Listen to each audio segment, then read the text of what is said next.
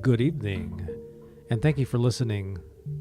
Well, just to inform you that you are listening and watching the Castle of Spirits True Ghost Stories podcast, where I'm your ghost keeper, Vince. And I'm your ghost keeper, Jane. Together, hey, we are hang on. the ghost Hang keepers. on. And Hang on. Okay, sorry, we had an echo, and I needed it to stop immediately. Go ahead. good evening. You're listening to the Castle of Spirits True Ghost Stories podcast. Thank you for watching on YouTube. Thanks for listening out there in podcast land. That's right. And, if you are listening, doesn't matter where you're listening. If you're listening on YouTube right now, please hit that subscribe button. We've been kind of bouncing around with the number we're at for a while. We'll get little bursts of growth. And we can't have that. And then just kind of bounce at the same number for a minute. So please hit the subscribe button. Leave us a comment if you're listening in podcast land. Also, make sure you subscribe on whatever platform you're on. And leave us a review if you Ghost Keeper can. Jane, Yes. you're saying it all wrong. Oh, I spend a lot of time watching YouTube videos. Sorry. I'm not exactly an expert at it. Okay. But I know that you're supposed to say, smash that subscribe. That's what Smash that subscribe button. if you guys want to smash that subscribe button, if you do it, only smash it once. Because if you smash it twice, you unsubscribe. You unsubscribe. I was watching a artist YouTuber recently, and she said, "Cuddle up to that subscribe button," and I was like, "Yeah, What the hell is that? we don't need to smash it. We need to cuddle up to it." I want you to sidle up to that subscribe button, and I want you to look at it real tenderly, and I want you to say, What's a you know nice something? subscribe button like you doing in a place like this? And say, subscribe. I'm going to take you home. Ooh, this Take got me weird. home tonight. All right, Mr. Moon. Nobody needs to hear you screaming all night long, so It's the time to hush. the castle black cat, Mr. Moon, right here, Yeah, making all kinds of racket. He knows the minute we go on, he wants his moment of fame, yeah, he's evil. and he is going to get it. Oh, by the way, I'm your ghost keeper, Vince. Yeah, we already said all of that. I know. it's been a while, but we said But it. you botched the beginning because you hit the wrong button. and It's stuff okay. Like that, so it's all good in the hood, as they say. Is that what they say? Yes. Mm. You see, I am hep to all the jive and all the lingo. I don't think you are, but also I think the people came here for ghost stories and spooky stuff. So why don't we tell the good folks what we're talking about today? We are doing something special. Today is November 1st, 2025. Mm-hmm. And before I get into what we're actually talking about, I wanted to give you a little backstory. Today in day, 25 years ago, in the year 2000, in the year 2000, 6 was years ago.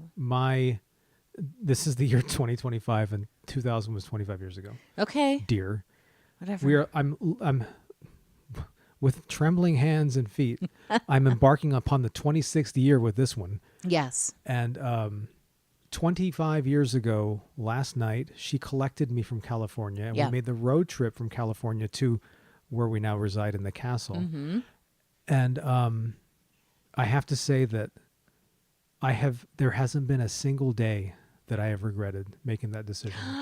Not one? Not a whole full day. I had there were some moments there where I thought, What did I do? where I almost got religion. I said, God help me. Wow. Where I almost, went homicidal a couple of times. No. But I have to say that overall, I would say it was a very wise decision. Because at the You're time, making it sound so good. real estate Overall. prices here were just they're really low. And after like a couple of months after moving out, I could have qualified for my own home. We're in California, you guys know. So that's the story. Mm-hmm. But today is also a very important day on the calendar because it's Dia de los Muertos. And you have to say it with that accent. And I say that because, believe it or not, I'm of Puerto Rican descent. My father was Puerto Rican. His father was Puerto Rican. All three of us U.S. citizens. For those of you not in the know. And no bad bunnies among us, but still, I'm not that cool. But Well, if you are. But we are talking about the Mexican Day of the Dead. Mm-hmm. What do you know about the Mexican Day of the Dead? Ghost Keeper Jane? I know that it is a spooky-ish holiday in Mexico and Latin American countries where they celebrate their loved ones who have passed on. Correct. That's about it. That's pretty good. That's pretty good. I did a little Thanks. write-up, though, and I want to, Okay. with your permission, You've got it. I would like to read you a little bit of something. Now, pretend that you're listening to Snap Judgment or something. Okay. Pretend I sound really good like that. Mm-hmm. And get yourself into the mindset and into the mood of appreciating the Mexican Day of the Dead, Dia de los Muertos, as Americans say. Because each year as October fades into November, vibrant altars bloom across Mexico and beyond, adorned with marigolds, sugar skulls, and photographs of loved ones. But Dia de los Muertos, or the Day of the Dead, is not a Mexican Halloween. It is a centuries-old tradition rooted in indigenous beliefs, Catholic ritual, and a profound reverence for ancestry. It's celebrated on November 1st and 2nd. This holiday honors the dead not with mourning, but with joy. Families build ofrendas, or offerings.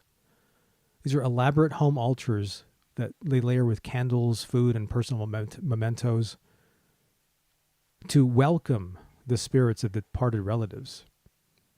Cemeteries at this time become gathering places lit by candlelight and filled with music and laughter and storytelling. But here's what many don't know. Dia de los Muertos predates colonial Mexico. Its origins actually trace back to Aztec festivals dedicated to Mictec-Asihuatl, the Lady of the Dead, rather. Let me try that again. I don't know that you should. Mictec-Asihuatl. Okay, that sounds a little bit better. Thank you. Mm-hmm. The Lady of the Dead. Spanish colonizers later merged these rituals with All Saints' Day and All Souls' Days, creating the hybrid celebration that we know and love today. Now, while the imagery, the painted skulls, skeletons, figurines, and face paint, it might seem macabre to some people, certainly not to me, it is anything but. The skull, or calavera, is a symbol of life's cyclical nature. It's a reminder that death is not an end but a continuation. In fact, Jose Guadalupe Posada's iconic skeleton etchings, like La Catrina, were originally satirical. Did you know that? Poking fun. Did not. It poked fun at class and vanity, not glorifying death. One thing that I really found out in my research on Dia de los Muertos is that the visual language of the day, it's evolved dramatically over the last half century. So basically what we see now is not what has always been. And this is thanks in part to Mexican-American artists in LA during the late 1960s and early 70s. That's so recent for Yeah. it to all get its like real iconic imagery in Yeah, everything such that we see now. a short amount of time. Yeah, these Chicano muralists and printmakers, they began reclaiming the holiday's iconography. They infused it with bold colors, political symbolism, and community pride. Their work helped transform this celebration into a public affirmation of identity, blending indigenous motifs with contemporary urban art. Today, you're likely to find that legacy in everything from street murals to gallery exhibitions, and where basically it looks kind of like graffiti style calaveras, the skulls. Yeah. But it's beautiful. Mm-hmm.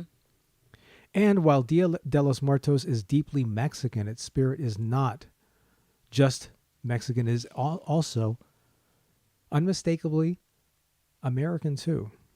In cities like LA, Tucson, and San Antonio, the holiday has become a cultural bridge that connects generations, languages, and histories. Even in our city here, there's Dia de los Muertos festivals and events all over the city. Yeah. And pretty much from October through early November. Yeah, and that's it's something that's a little bit surprising in where we live. I mean, it's this place is culturally a little bit more diverse than a lot of communities in Utah. Uh-huh. But yeah, that's one of the things I really like about living in this city. You know, it's basically a reminder that Mexican American heritage is not just part of the U.S. story; it's foundational to it. We got the music, the food, the art. They're woven into the national fabric, even if not everyone chooses to see it like that. So tonight, as Dia de los Muertos begins, and we had Hispanic Heritage Month just behind us last month, from September to October, we're honoring that legacy in our own way. We're going to be, talking about it like we're doing now. We're going to be reading a selection of ghost stories from the Castle of Spirits archive, tales that echo with the voices of Latin America. So stay with us if I haven't chased you off already with my stunning elocution, because tonight we're not just remembering the dead, we're listening for them. Oh, that escalated quickly. It sure did, didn't it? And I have to say, you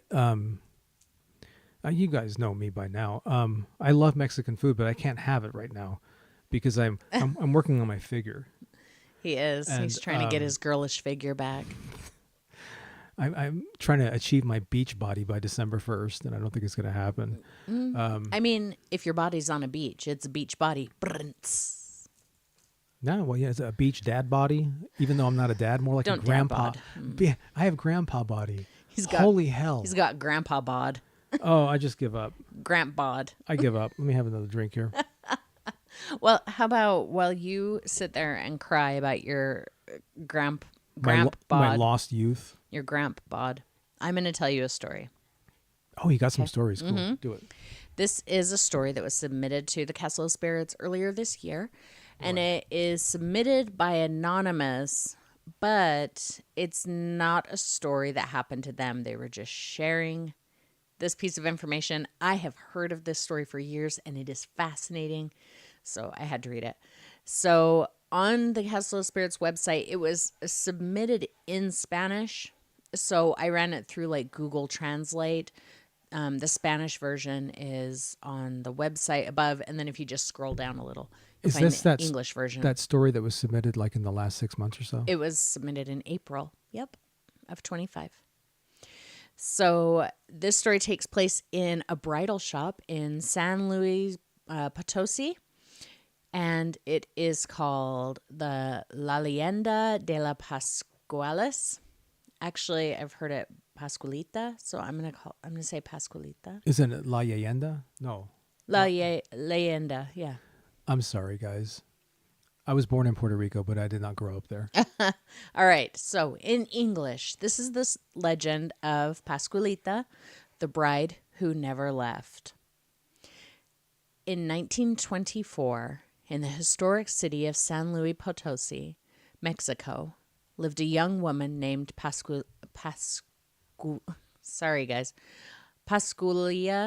Hernandez. Her wedding day was supposed to be the most anticipated event of the year, but just hours before the ceremony, tragedy struck. Pascualia Hernandez died mysteriously, and while the reason remains unclear, some believe it was due to a broken heart, while others whisper of more sinister causes. Devastated, her fiancé couldn't bear to let her go. He refused to bury her, opting instead for extraordinary preservation. The embalming process was so meticulous, so extreme, that it seemed to freeze her in time. I'm sorry, I keep stumbling over it. Pascualia Hernandez's body was preserved to such an extent that she resembled a living woman rather than a lifeless doll. By 1927, her body was displayed in a wedding dress in a bridal shop in San Luis Potosi.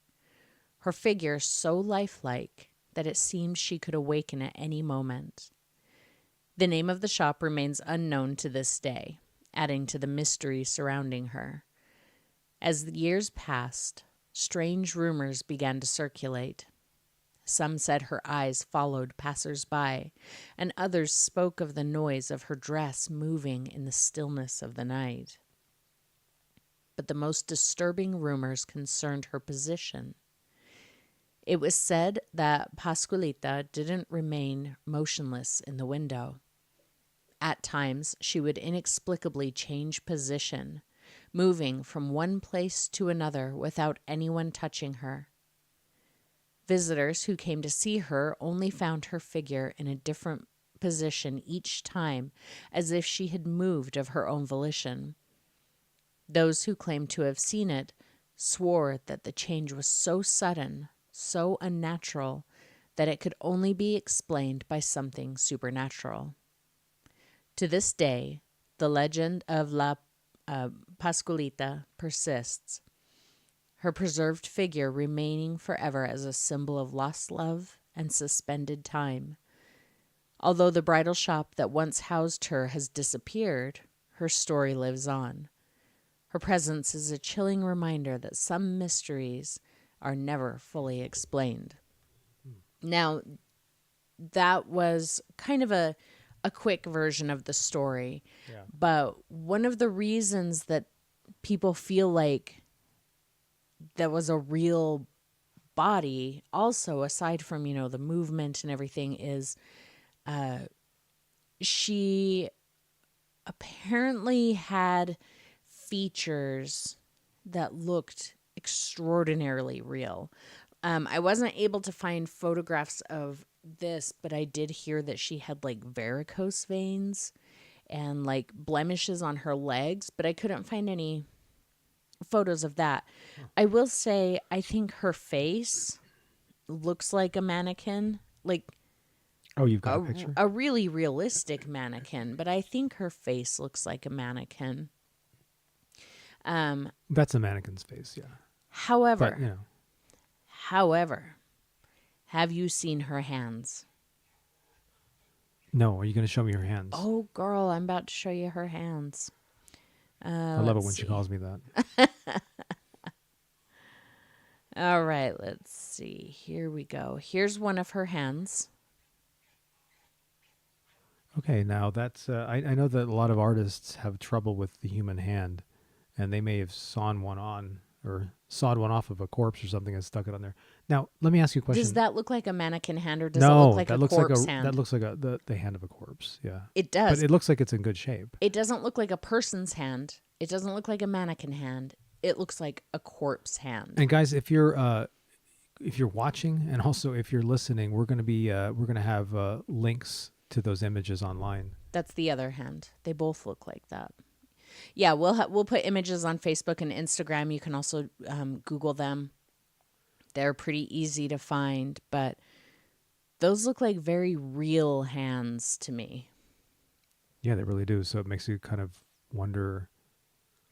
Well, and I mean, on one hand, you could say they could have had like maybe it was a cast of her, right? Oh yeah. They were so heartbroken they like cast her body in plaster so that they could make a mannequin that looked like her.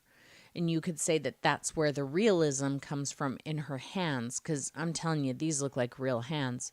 However, the discoloration in the hands, like I can't imagine an artist doing that. They look like the hands of a dead person. Okay, so then it actually is her corpse.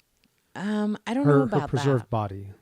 I think corpse is. I don't know, but her face doesn't look like that to me. Her face looks. It looks very plastic to me, but and that's definitely not real hair. That's a wig, but no. But does it really matter at this point? No, but I it's mean, a the cool significance story. of the legend and all that kind of stuff. Yeah. Leyenda, it would be not what I said earlier. Yeah, it's a really cool story, and I love the idea that they look away and then when they look back, she's moved just a little. I've heard stories about her eyes following. She stood in that window.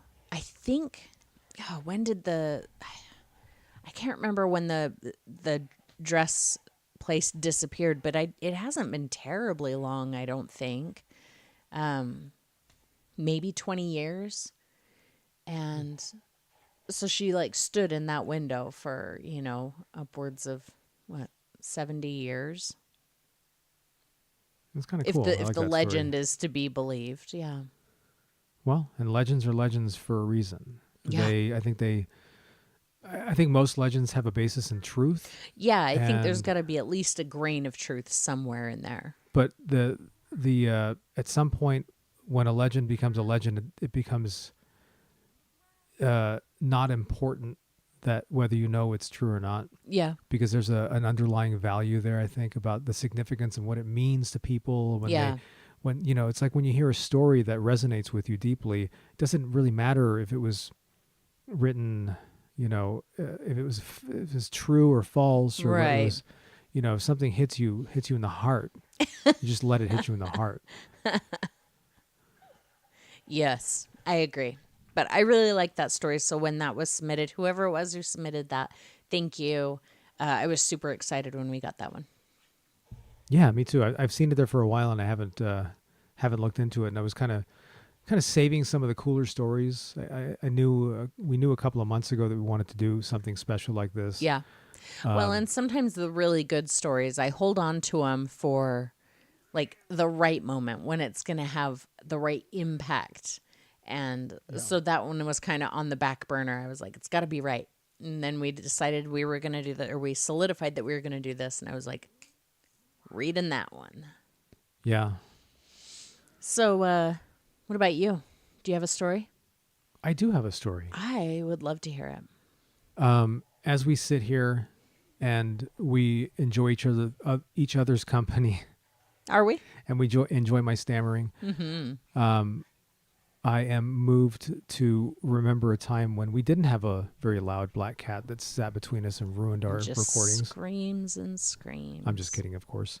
You guys probably can't even hear it. So I went through the Castle of Spirits website in search of something that would be appropriate to read today.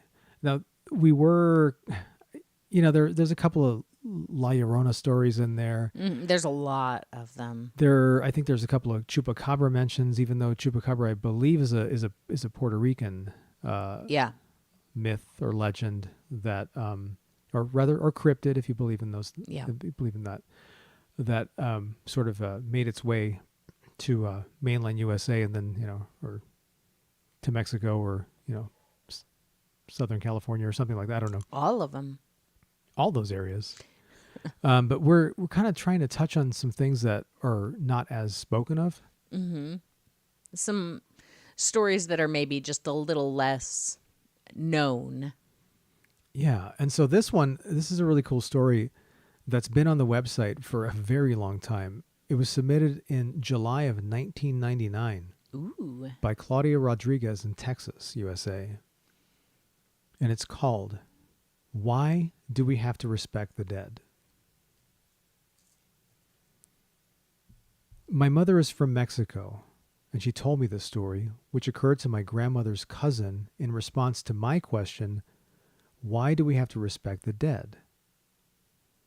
Side note, this occurred in a ranch town with an old, crumbling cemetery. My grandmother's cousin was named Juan. He was supposed to marry a lovely young woman named Natalia.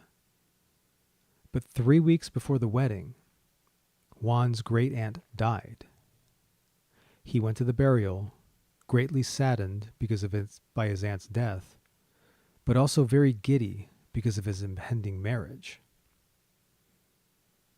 He fell behind his family as they were walking out of the cemetery, and it was at this time that he noticed a skull at the side of an old grave.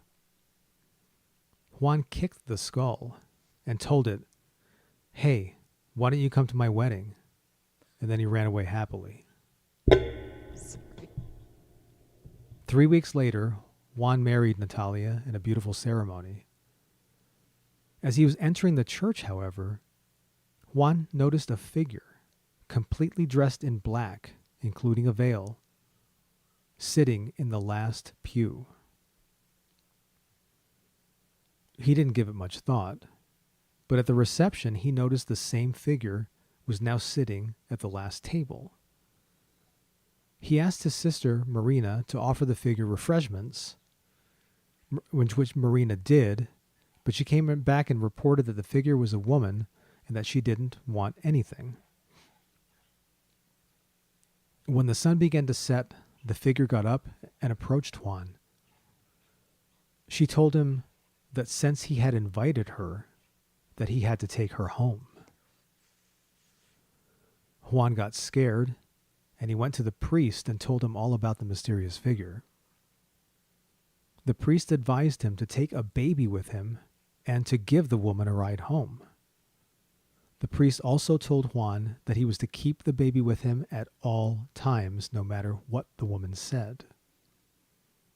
Juan then picked up Marina's baby daughter and headed toward the veiled woman. "It's time for me to take you home," he said. To which the lady glanced at the baby that he was carrying and shook her head. "You cannot bring this child with you," she declared. Juan shrugged and said, "The baby is very attached to me and won't stay with anybody else." The woman shook her head but said, "That's fine."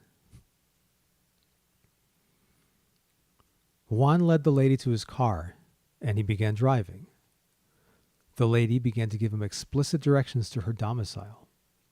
She ordered him to stop at the cemetery, where she got out of the car and motioned for him to follow her.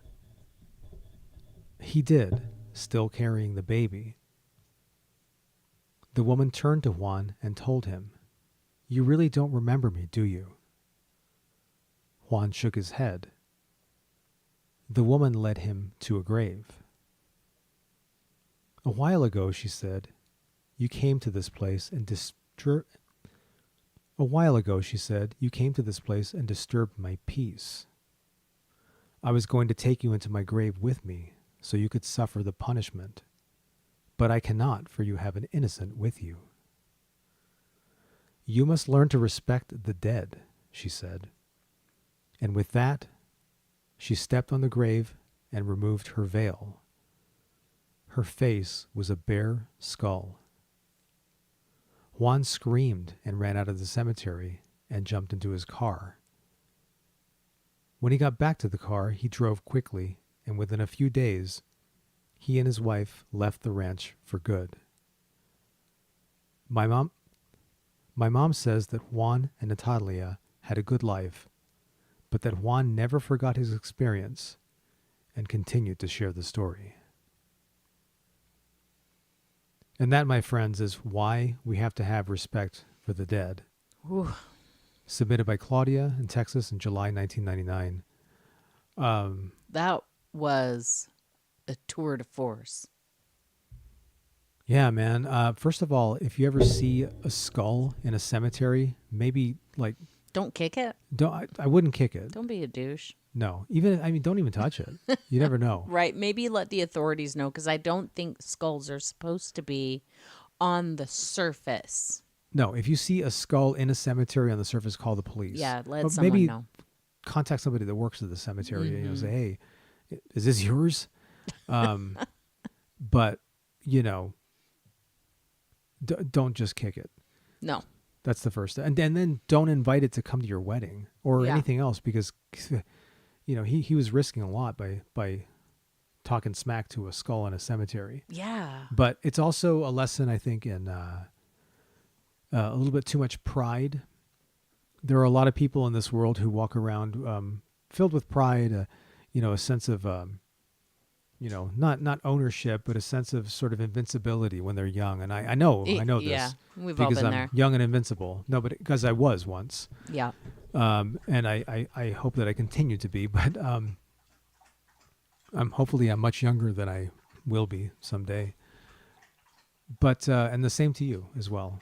So that's my story, and I'm just going to stop right there because I've reached the limits of my brain capacity, I believe. And of our patience. Just kidding. Yeah. So what'd you think of that story? I love it. That story is so good.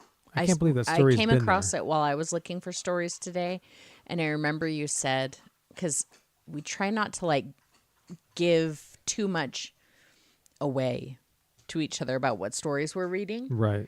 And so we'll always ask, like, what date is your story, or, you know, whatever. And today he told me, and I just have cat hair all over my face. Oh my gosh. I asked him today, what stories are you reading? And he said, one of them starts with the word why. So as I was reading stories, I saw, ooh, this one's really good. And I looked at the title and was like, oh, it starts with the word why. I guarantee that's his story. And it Well, one thing was. you have to remember too is that this podcast is sort of an homage to how we used to spend our time in the old days. Yeah. When, you know, we just had an internet connection, we didn't have cable or anything, and then we discovered this Castle of Spirits website, the Rowena site, Yeah. years before Don took over. And we used to sit there in the dark at the computer, take turns sitting at the computer because we only had one. It was a desktop, Because obviously. this is like 2000. Yeah, the year 2000.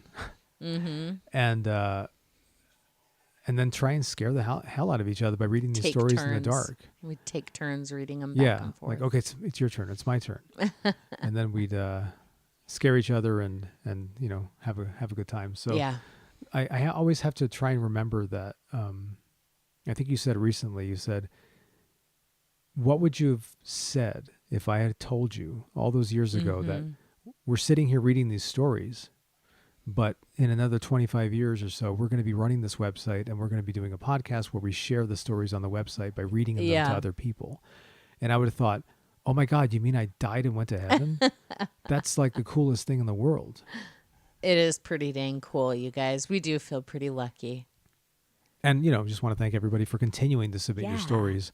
We can't always get to them to read them. But we read them and we love them. Well, we read all of them when they come in. Yeah, but yeah, of course. Yeah, it's hard to fit them all into the episodes, but we're doing our best. Speaking of fitting them all into our episodes, oh my gosh, I'm sorry. I hooked my microphone up in a different way today, and I won't do that again because I keep bumping it with my hand. I apologize. But I found another awesome story today, and I'm going to read it to you right now. What do you think? I think that's incredible. 'Kay. Now, okay, try and scare me like the old days. Do it. Okay. The story is called The Old Woman 2, and it was submitted by Ben Camarina in Illinois, USA in September of 2000. Now, is this the old woman, like part 2? No, it just means there's 2 stories called The Old Woman. Oh, okay. Submitted by different people. Yeah. Okay, there you go.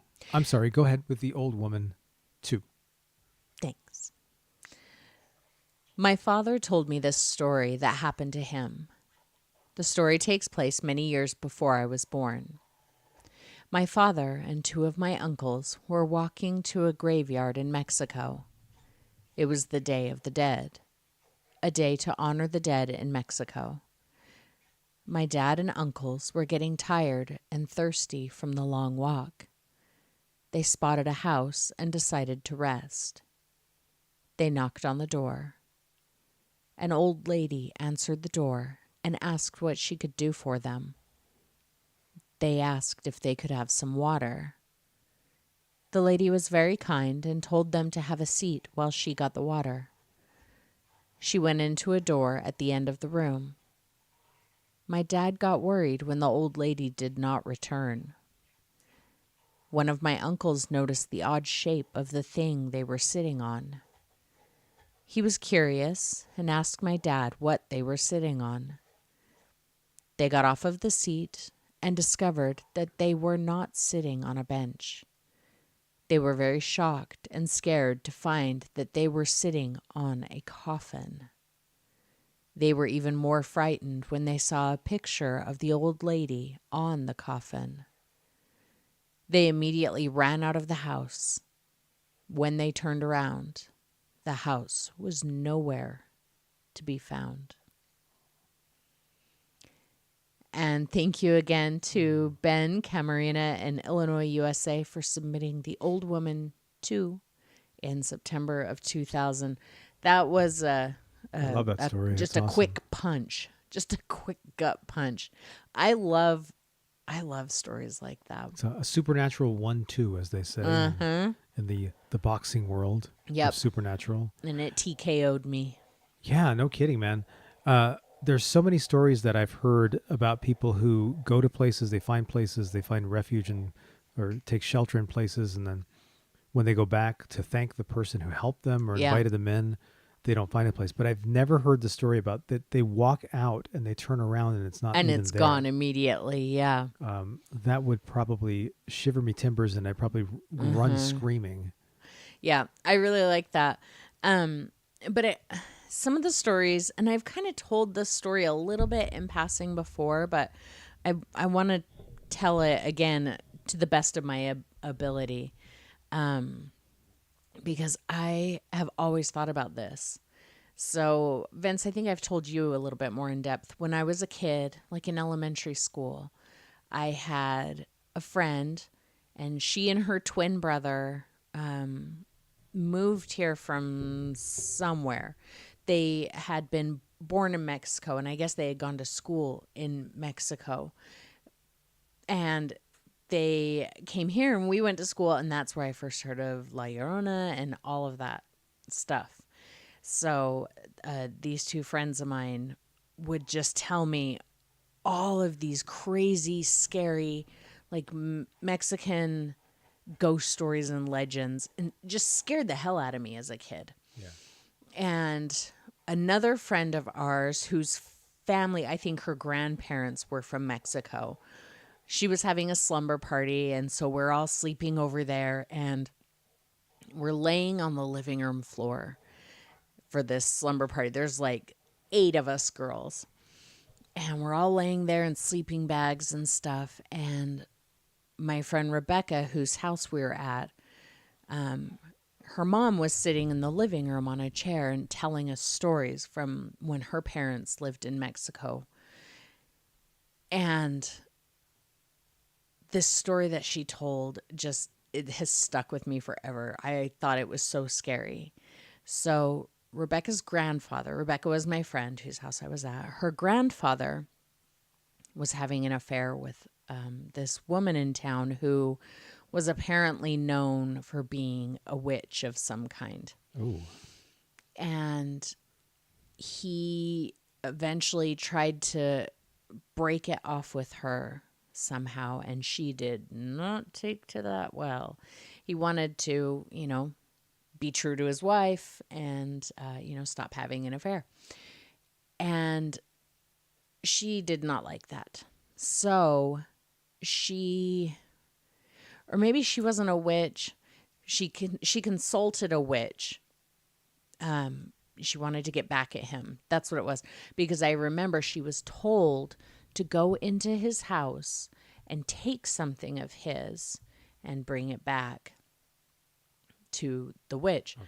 So she sneaks into his house one day and she cuts a corner off of the rug in his living room.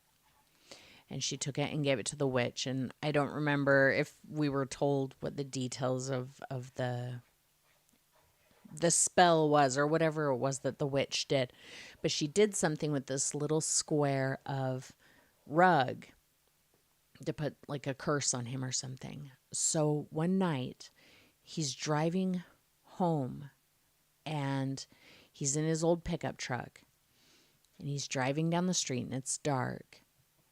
And he looks in the side view mirror and he can see this long black hair, like flapping in the wind. She said it was as if there was someone sitting in the bed of the truck with their back up against the side, like sitting on the wheel well or something. Yeah. Someone with long black hair, and the hair was just flowing out and just whipping back and forth. That's terrifying. I can actually see that in my head. It's so scary. That image has been in my head for so many decades. So he's driving and he's terrified of he can see this hair. He knows there is somebody back there. But he knew that he couldn't turn around and look at her because she would, I don't know, take control of him or something. But he knew it was the woman that he had been having an affair with. So he couldn't look in the rearview mirror. He couldn't bring himself to turn around and look. But the whole while there, he sees this hair flapping out the side. And I always got this picture like if he were to turn his head and look over his right shoulder, I just always had it in my head that her face would be like right there up against the glass. And I would crash the car and just burst into flames. Not even on accident. I would just be like, well, there goes me. Seems Crash. like a good way to end it right about Fiery now. ball. Yeah. Well, what's I don't cool about remember that, anything else about the story, but that thing, it terrified me forever. What's cool about that is that this was something that was told to you like in an oral tradition. Yeah, I that got was a piece passed of on oral to you, tradition. and that stuff came alive in your head. Some of the greatest, like most, visually impactful scares that I've experienced have always come, not always, but some of them have come from either reading something, hearing something being told in a certain way that just lets your imagination take over. Yeah. And it beats You anything swear that you you've could see. seen it. Yeah, exactly. It's like that scene in 28 Days Later where Mark is telling the story about the airport, his family going to the airport to try and get on a plane to get away. And he's talking about standing up on top of the kiosk and watching the carnage unfold. I swear, every single time we watch the movie, I'm surprised that there's not like a flashback scene in that because I feel like I've seen it. Right, because the actor had such good storytelling chops. That and because it's such a visceral thing to see. Like, I think that any one of us can identify with driving down the road at night, whether you're in an old pickup truck or not, and being terrified that there is someone in the back of your truck or in the back seat of your car or something. And that's a horrible feeling, and it's so vulnerable. It's such a vulnerable feeling. Yeah. But that this whole conversation reminds me of something. Oh, what's that? There are no such thing as witches. What? Only women with knowledge. Oh yes. I mean, that's which true. is why they were burned. Yeah. Or or drowned. Persecuted or drowned. Yeah, they weren't always burned. But let's not get into that. No. Because I really want to do a Salem episode soon. A Salem witch trials episode. Oh yeah, that's a great one. Yeah, we should do that very soon. Do we have any stories in the archive Probably. from people who were there during this time? Yeah, of course we do.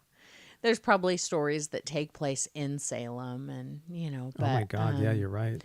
But yeah, I want to do a Salem episode soon. So what do you guys think? Well, I Should we think do that you that? should be in charge of that one. Okay, I will. Because that seems like a really deep dive. But yeah. If you really want to push it off to like maybe another 6 months or so, we could take a trip to Salem to I want to do that. Yeah, we really would visit. We've visited some cool places. We went to the Queen Mary in Long Beach. Yep. Back in like 2008. We did. We went to the Stanley Hotel. We've been there a couple of times, in the Stanley. Estes Park, Colorado, twice, and once we stayed in the famous Stephen King room. Yep. We've told that story on the show before. And I would love to go many other places, but when you've got fur babies left and right. I hate that word. Okay, fur children left Thank and you. right. And every animal that we have in this house is a rescue. Mm-hmm. They are refugees just like a lot of us. Just like us. Just like Exactly. me and Vince. We are refugees upon your shores. Won't you welcome us? Refugees of life. But I already have 2 votes in the YouTube chat for the Salem episode. Okay, cool. Yeah. But there's a lot of places that we've wanted to go and do an episode from. I don't think I want to say, but there's a couple that are way high on our list. One time They're actually both in Massachusetts, so I bet you can figure out what they are. Oh yeah.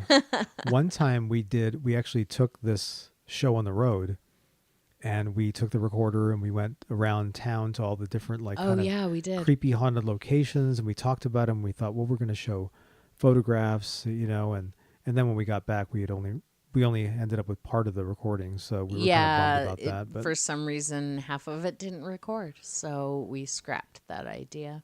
But maybe we should revisit that sometime, because we don't have to go that far. Maybe.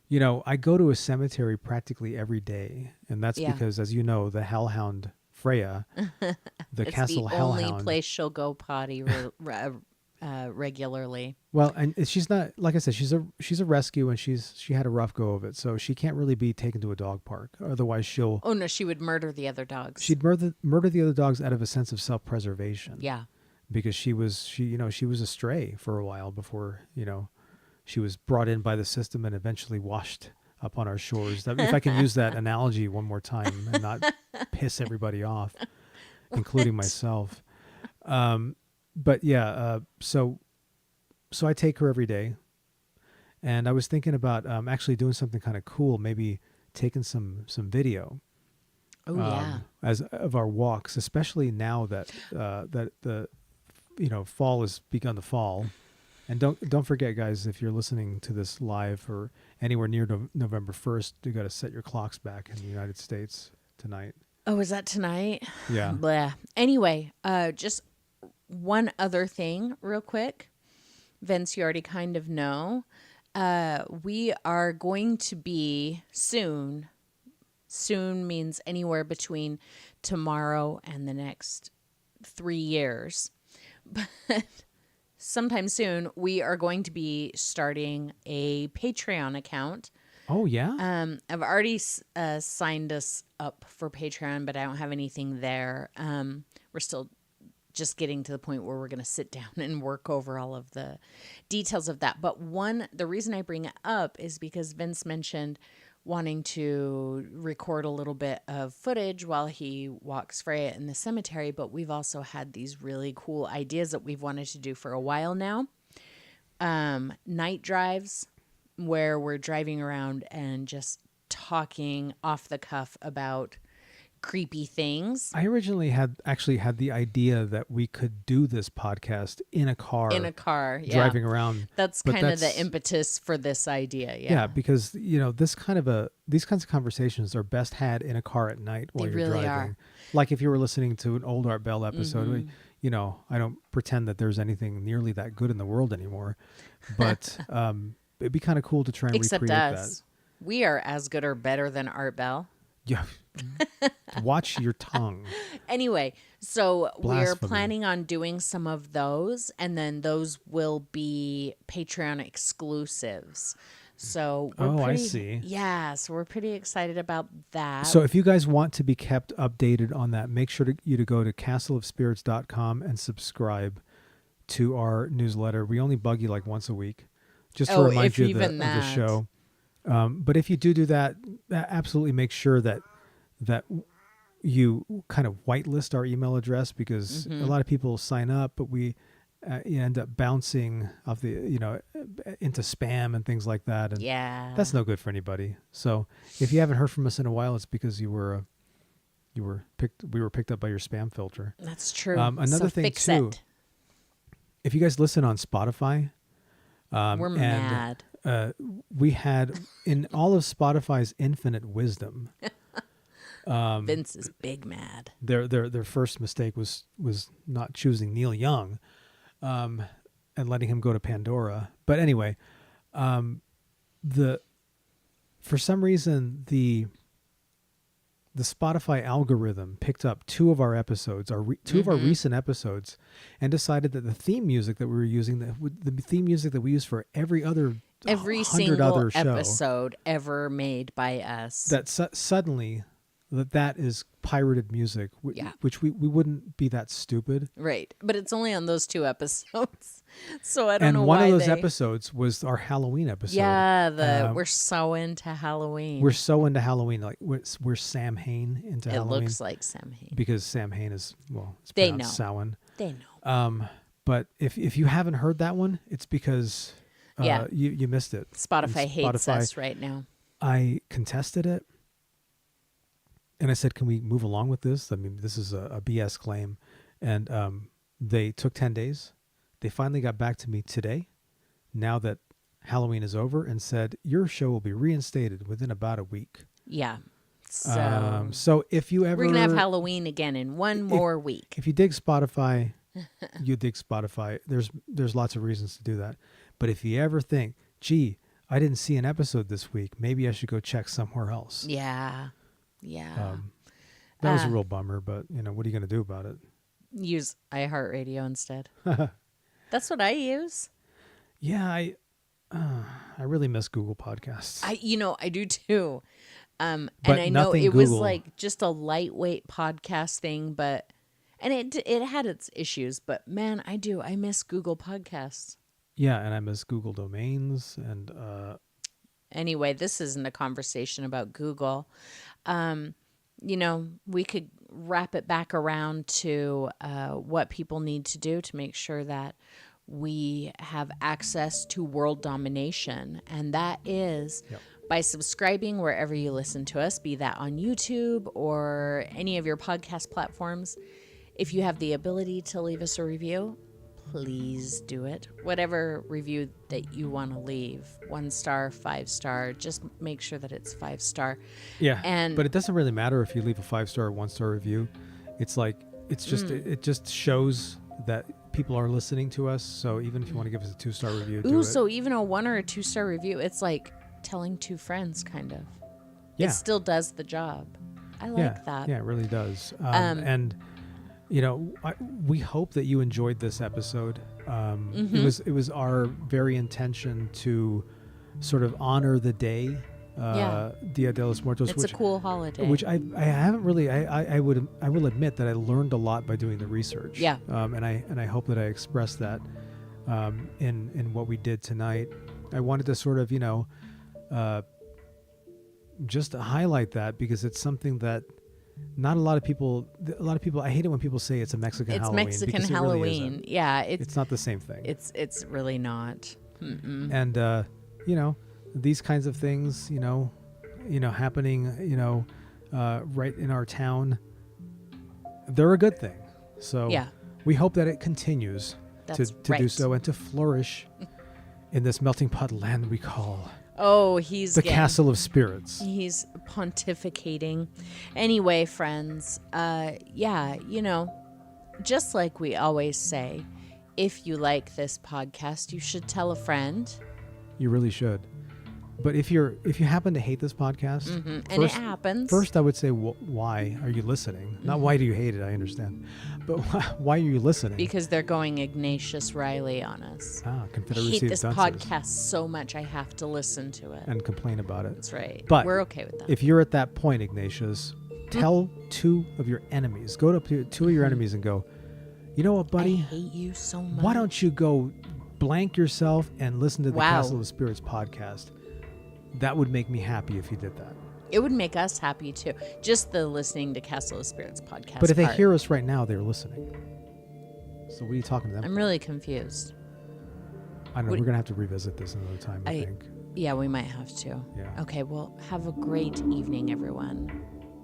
Good night.